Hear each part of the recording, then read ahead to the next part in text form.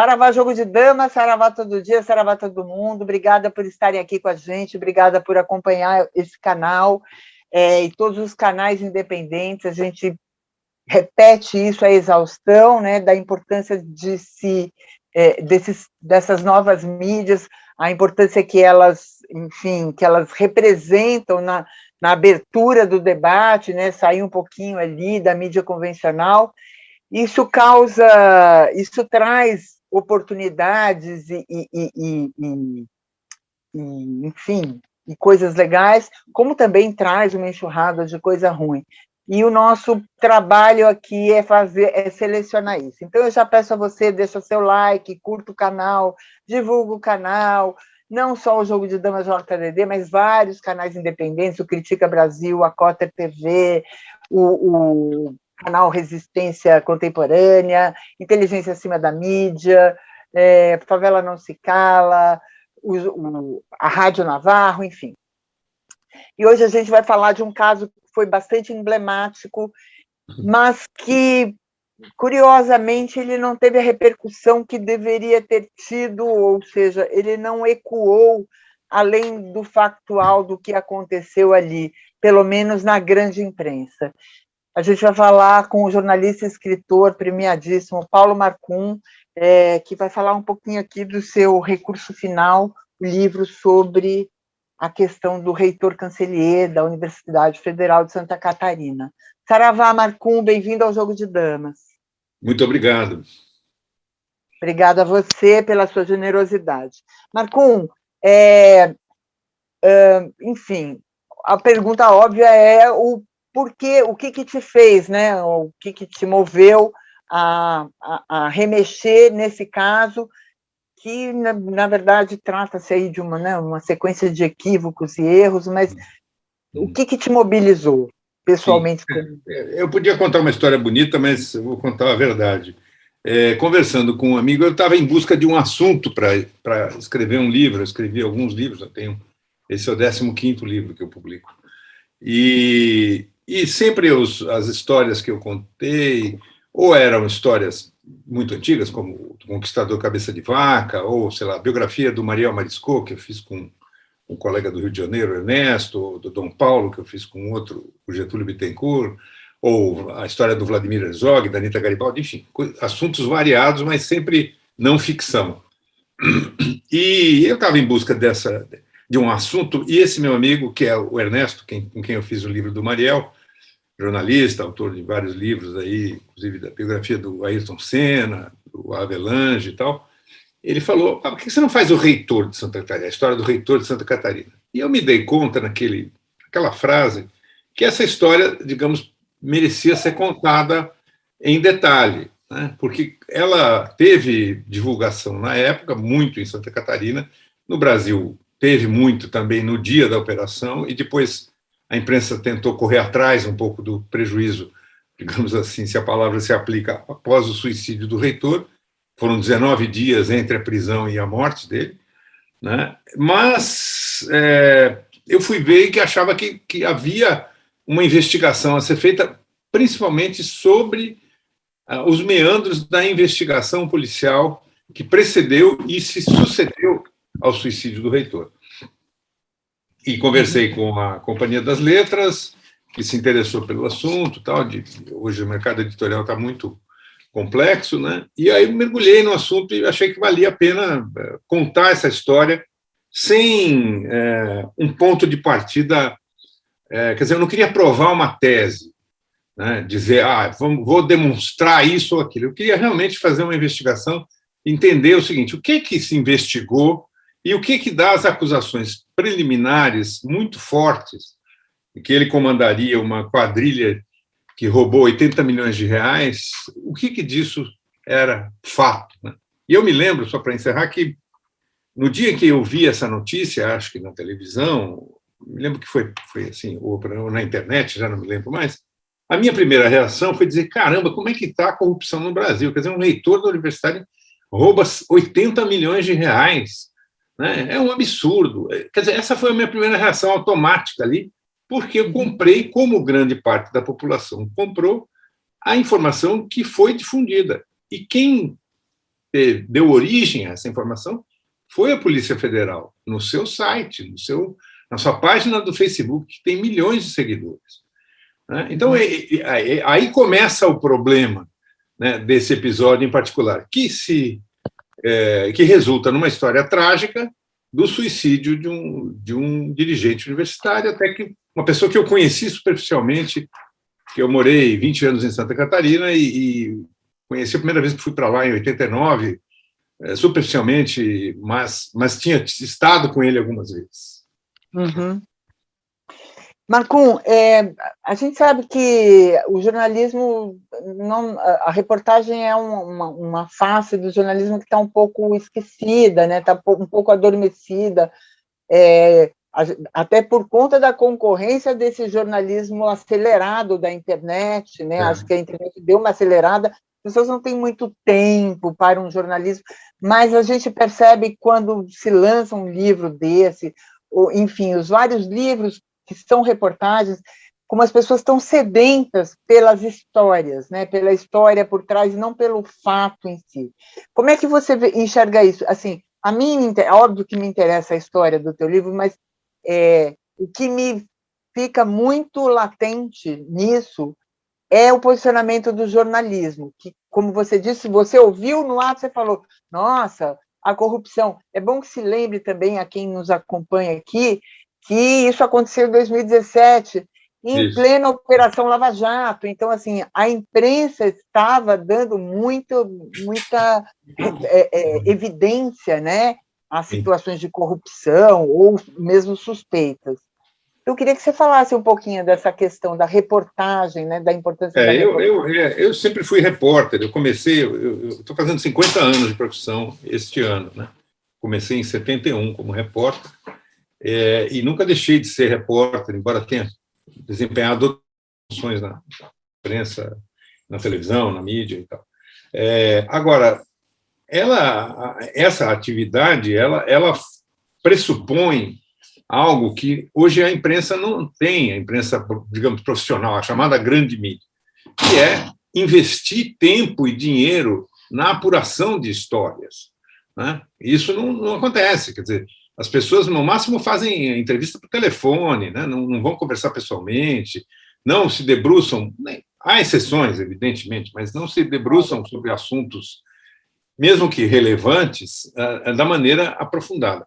No caso da história da Operação Ouvidos Moucos e do suicídio do Canceller, há exceções. Né? Por exemplo, a revista Veja fez uma bela reportagem sobre o assunto, eu não tenho de cabeça aqui o nome dos repórteres que fizeram, depois posso proporcionar, mas está aí no chamado Google da vida, muito boa a reportagem, né? O Hélio Gaspari fez algumas colunas, e, mais do que tudo, uma jornalista, e eu vou ter que buscar o nome dela também, porque acabou de me dar um branco, mas eu já coloco, dos Jornalistas Livres, que é lá de Santa Catarina, fez uma reportagem que era a reconstituição vamos dizer assim, do currículo do corregedor da universidade, que foi uma peça-chave nessa história, e eu vou lembrar já o nome dela, e publicou no site Jornalistas Livres. Nenhum veículo da grande imprensa deu isso. Muito depois, lá, o Estadão, numa reportagem do McLuff, menciona a matéria lá dessa repórter, mas, assim, são exceções. Né? Então, eu acho que, assim, o trabalho dos livros, que há vários que são publicados e importantes, e também de sites, de cooperativas, de iniciativas independentes que investigam, é fundamental. Né? Bom, nós estamos vivendo, nesse momento, a história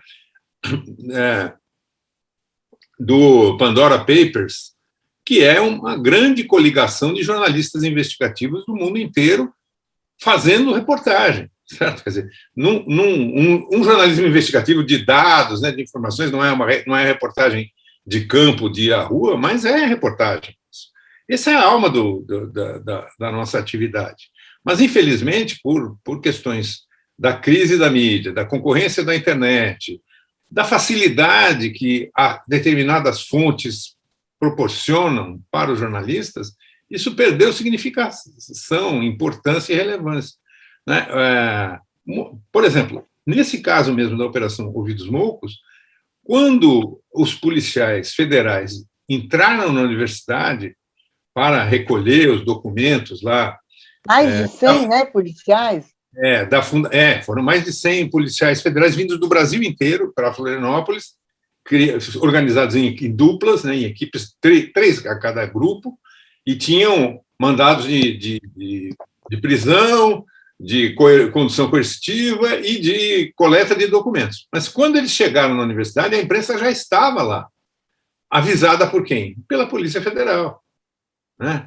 Então, isso ainda existe, mas eu espero que esteja acabando, é um defeito, digamos assim, da investigação, que é o conluio, não tem outra palavra para usar, entre a imprensa e os órgãos de investigação, que precisam da imprensa para se tornarem mais fortes e para justificar suas ações, mas isso está errado, tá certo? Porque, em primeiro lugar, muitas vezes envolve pessoas cuja culpa não está constituída, porque culpa você estabelece no julgamento, né? Não é na investigação preliminar. No caso do ensino à distância da Universidade Federal, nenhum dos que foram levados presos, submetidos à revista íntima, obrigados a vestir uniforme de presidiário, colocados numa jaula do lado de fora, a palavra é dura, né? Mas uma jaula do lado de fora do presídio, até ter lá o espaço de segurança para eles serem levados. E esses professores, eram 5 professores, um funcionário e o reitor, nunca tinham sido ouvidos sobre os assuntos que estavam ali sendo investigados, nem sabiam, na verdade, qual era efetivamente a acusação direta, porque a investigação era sigilosa e era um casamento de coisas que o corregedor da universidade, primeiro corregedor da Universidade de Santa Catarina, uma instituição que ainda está sendo implantada no Brasil, junto com a Polícia Federal, né? Eles não tinham noção, porque era tudo sigiloso, né? Então, isso não é bom nem para o jornalismo, nem para a Polícia Federal, eu acho, né? E muito menos para garantia dos direitos dos acusados, né? Que tem que ter investigação, evidentemente. Que existem irregularidades em muitas instituições, não há nenhuma dúvida. Agora, toda a generalização é preocupante. Então, você dizer, a imprensa age assim. Nesse caso da Ouvidos Moucos, há exceções. Cito também os jornalistas que participaram da coletiva lá da Polícia Federal e que fizeram as perguntas que tinham de ser feitas ali na frente da Polícia Federal, diante do momento quente, agiram como os jornalistas têm que agir. E outros que embarcaram na história tal como ela foi apresentada.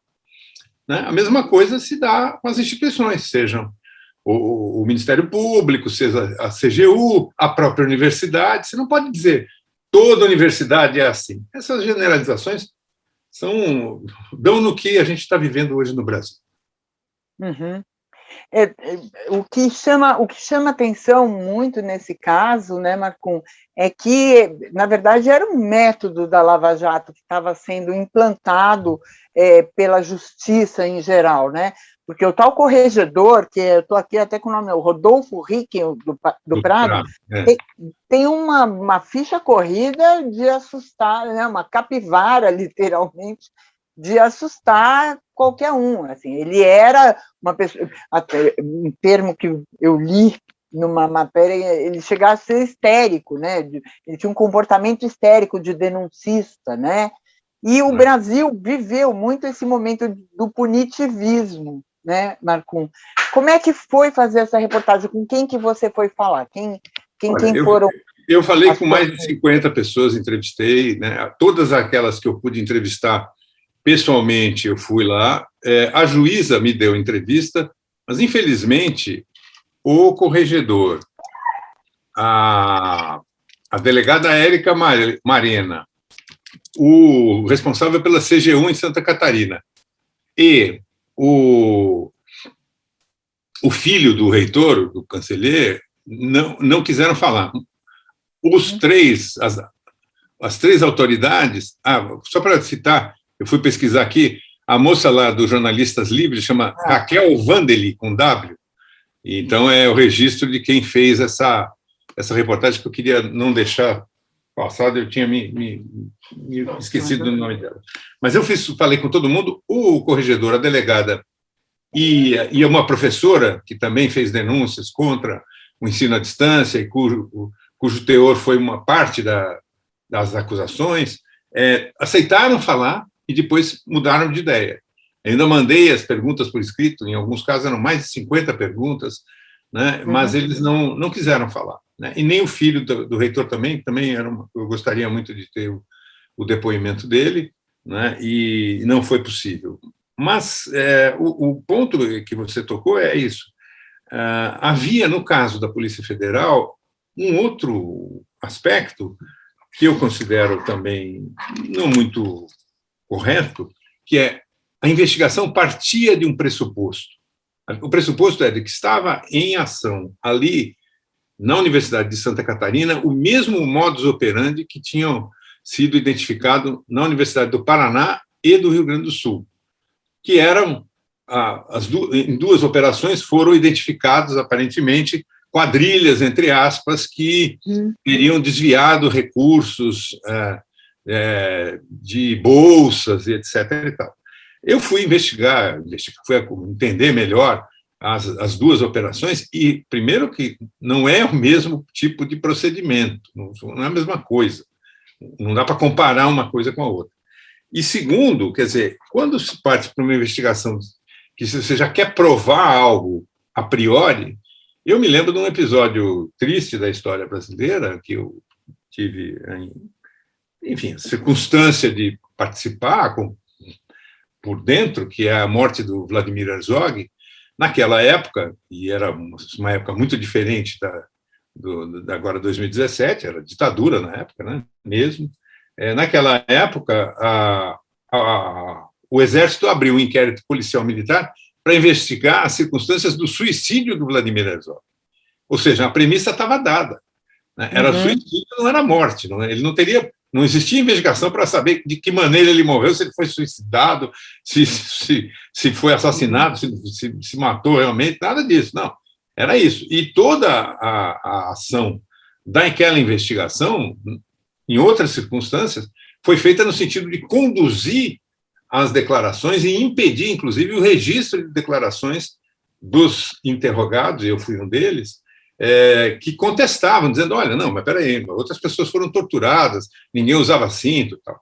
No caso do Cancelê e da Operação dos Mocos, todo o material está disponível, né, nos processos, os interrogatórios foram, a grande parte deles acompanhados pelos advogados e tal, quer dizer, foi feito dentro do arcabouço legal, porém, se a gente vai examinar, e foi o que eu fiz, eram mais de 20 mil páginas de documentos, detalhadamente o que tem ali, sobra muito pouca coisa que pode ser apontado como irregularidades, jeitinhos, coisas que não são aceitas e que eram praticadas com alguma frequência, mas daí a enxergar uma quadrilha que teria roubado um valor absurdo de bolsas, né, de ensino à distância, é um exagero. E mais ainda falar em 80 milhões de reais. 80 milhões de reais é o dinheiro total do ensino à distância da universidade em 16 anos.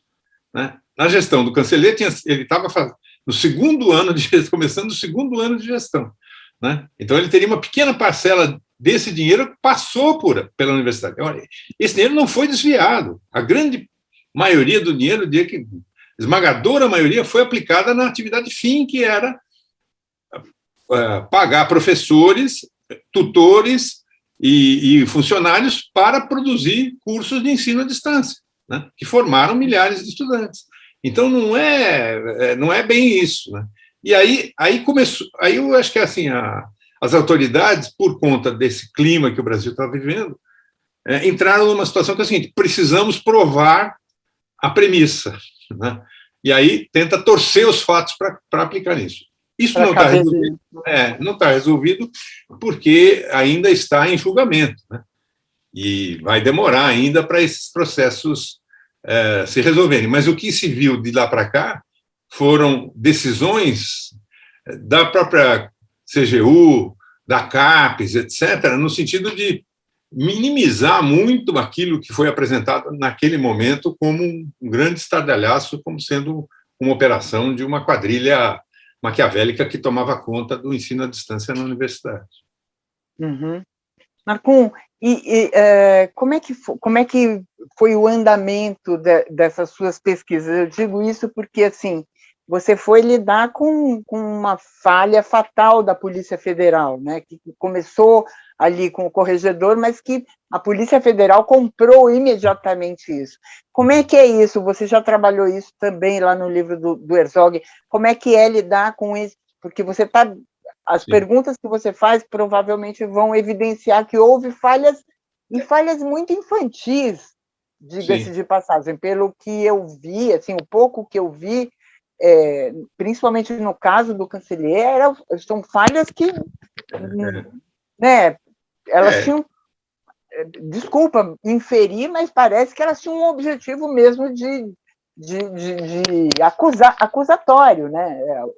Eu acho que ali o que teve quer dizer, o desafio era o tamanho da encrenca, vamos dizer assim, ou seja, a quantidade de documentos que hoje, graças à internet, a gente acessa remotamente, tá certo? Porque está tudo digitalizado, então você acessa todos os depoimentos de todas as pessoas, mais todos os relatórios, respostas, era imensa. Então, eu tive a felicidade de usar uma ferramenta ainda pouco empregada, que o pessoal do jornalista, na seção brasileira de jornalistas investigativos, oferece a possibilidade de acessar, e você, vamos dizer assim, lê, entre aspas, na tela qualquer documento, e você assinala, tem acesso ao PDF disso, quer dizer, a transcrição em texto, e pode cortar e colar ou anotar, enfim, facilita bastante. Mas foi um trabalho muito cansativo e delicado, para o qual eu contei com a contribuição de gente da própria universidade, no sentido de explicar, porque é complexa a coisa, entendeu? Quer dizer, os mecanismos de controle desse sistema, eles ainda são confusos e insuficientes, num certo sentido, né? E houve muito dinheiro aplicado no ensino à distância no Brasil, notadamente no tempo do governo Lula. Houve um acréscimo nesse período, apostou-se muito nisso. Depois, no governo Dilma, uma redução, e cada dia está menor esse dinheiro. Então, tinha, com isso, a quantidade de relatórios e tal era muito grande. E, ao mesmo tempo, eu diria que houve, talvez ainda haja, uma espécie de queda de braço entre os órgãos de controle, tipo Controladoria Geral da União, e as fundações de apoio e as estruturas universitárias, que não é muito produtivo, né? Por quê? Porque esses órgãos de controle que foram criados e foram fortalecidos no governo Lula, né? Registre-se isso, né? Eles foram crescendo de tal maneira que parecem buscar, num certo sentido, a justificativa para a sua existência o tempo todo. Agora, ao mesmo tempo, de outro lado, você tinha essa coisa do ensino à distância e outros procedimentos nas universidades, as próprias fundações de apoio, as pesquisas feitas para empresas, etc., que não se encaixam assim religiosamente na lógica da legislação pública limitadora do Brasil, Lei 8666 e companhia que tal. Quer dizer, ou seja, há aí um momento de ajuste em que deveria prevalecer o bom senso e a disposição para melhorar e aperfeiçoar o sistema de operação e de controle, e não necessariamente a denúncia e as acusações. De outro lado, dentro da universidade, há uma resistência, dizer, opa, peraí, mas isso aqui é o seguinte, eu quero usar esses recursos do jeito que eu quiser. Então, tem um jogo aí que se evidencia e que se agrava, ou se agravou, no caso lá da Federal de Santa Catarina, disputas internas que são frequentes no meio acadêmico, né? A universidade, eu só fui estudante universitário, terminei a faculdade, peguei o diploma, já estava na profissão, e assim segui, não fiz carreira universitária, mas tenho muitos amigos nessa área e conheço um pouco o mundo. É um campo muito disputado, né? Onde certas posições, vamos dizer assim, e o jogo político, acadêmico, é forte. Então, isso também contaminou o processo. E, finalmente, chega lá um reitor que tinha feito uma carreira acadêmica meteórica, que tinha sido eleito por uma aliança que ia do PCdoB à maçonaria, que acreditava firmemente, fielmente na conciliação, no acordo, no entendimento, né? E achou que, bom, com a minha capacidade de articulação e de conversa aqui, eu vou resolver esses problemas, né? Isso tudo nesse clima, que era o clima do Brasil, empolgado com os feitos da Lava Jato, né? Que hoje é bastante diferente, né? Então, não sei se hoje aconteceria algo semelhante, mas as questões de fundo desse processo, quer dizer, como é que controla, é preciso controlar, sim, ao mesmo tempo, quais os riscos de que certas atitudes não cumpram as regularidades e as exigências, etc. E tal, é muito ainda presente, não acabou, né? Ainda não se resolveu. Eu acho que o que você está falando tem a impressão que eu tenho, né, é que, independente da época, obviamente, na época da Lava Jato existia essa espetacularização, mas o Brasil gosta desse jornalismo espetaculoso, né, enfim, e talvez isso tenha também gerado. Aí minha dúvida se isso não acontece mais, né? Parece que estão pensando agora estão querendo criar, né, um novo regimento para o Ministério Público devido, né, ao que aconteceu, enfim, em relação à Lava Jato. E sobre isso a minha próxima pergunta. A Lava Jato, ela deixou um legado bastante. Eu não estou avaliando na questão jurídica, mas na questão estrutural do país, né, bastante deletério, né? Invasão nas universidades, né? A justiça, né? A questão da justiça, a dúvida em relação à justiça. Como é que você sente isso no caso Cancellier? Você acha que isso tem desdobramentos? E como é que você sentiu o ambiente lá da Federal de Santa Catarina? Então, exatamente. O negócio não começa lá, né? Quer dizer, na gestão anterior à do Cancellier, que tinha a gestão anterior da reitora, eram duas, era reitora e vice-reitora, e eu também já não vou lembrar o nome. Sabe quando você está com a chavinha desligada, estava ligada em outras questões, mas daqui a pouco eu me lembro. Ela foi uma gestão que foi essa que acabou nomeando esse corregedor no apagar das luzes já. Ele tomou posse nos primeiros dias do Cancellier. Era uma gestão, vamos dizer assim, fora dos eixos tradicionais da política universitária e acadêmica, era mais à esquerda, vamos dizer assim. E nesse período dessa reitora, e o nome vai me aparecer daqui a pouco, houve um caso chamado Levante do Bosque, que foi uma invasão pela Polícia Federal do campus da universidade, que fica dentro da cidade de Santa Catarina, no bairro da Trindade, e que não tem, como na USP, por exemplo, em São Paulo, que é mais assim, não é que é afastado, mas o campus é um pouco, digamos, preservado. Esse se integra muito mais diretamente com um trecho da cidade que cercou ali o campus, né? Aliás, o shopping é aquele do lado? O shopping que ele se matou é aquele do lado? Não, é o shopping da Beira-Mar, da avenida principal lá da praia, que é o mais conhecido de Florianópolis.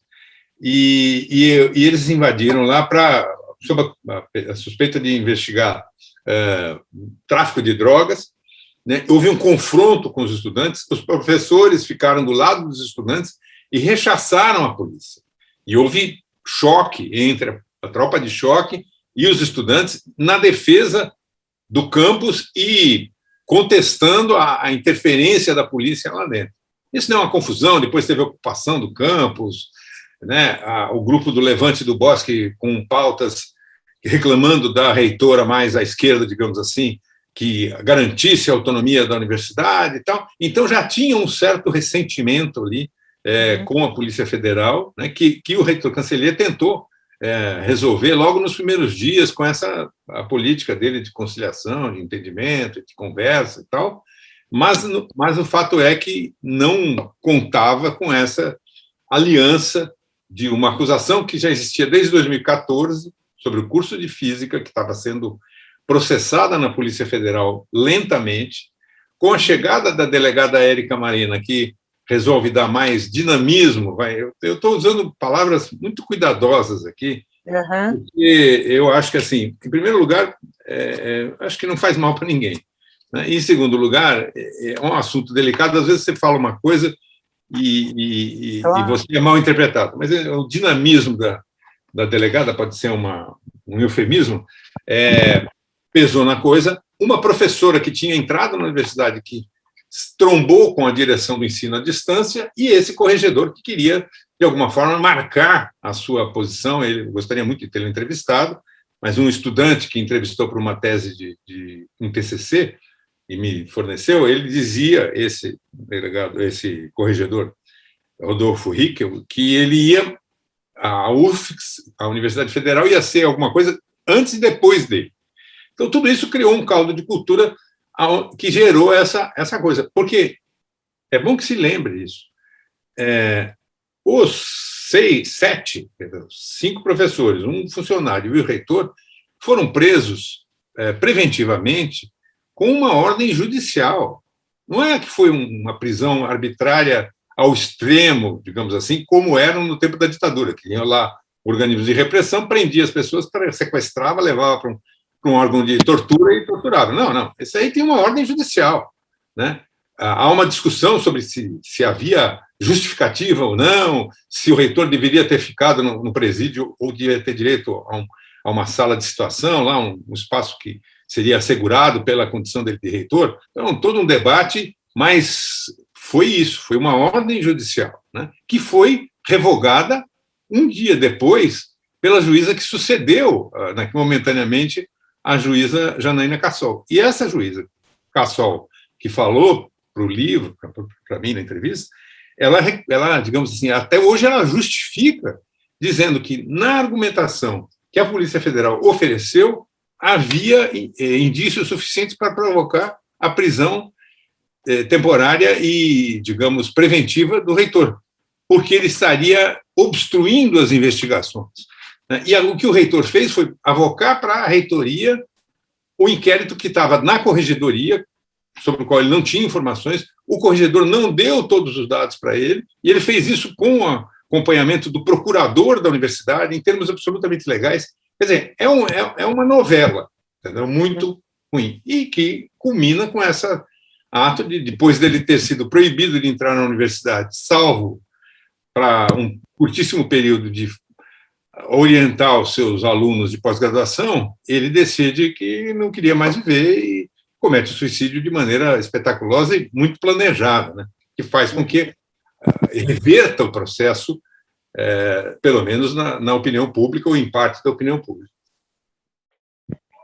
Paulo, queria agradecer, dar as últimas palavras a você, queria que você falasse do livro um pouquinho para a gente, qual a editora, enfim, onde é que as pessoas encontram, enfim, fica aí com as últimas palavras e já antecipando o agradecimento, a sua generosidade aqui com o Jogo de Damas JDD. Imagine.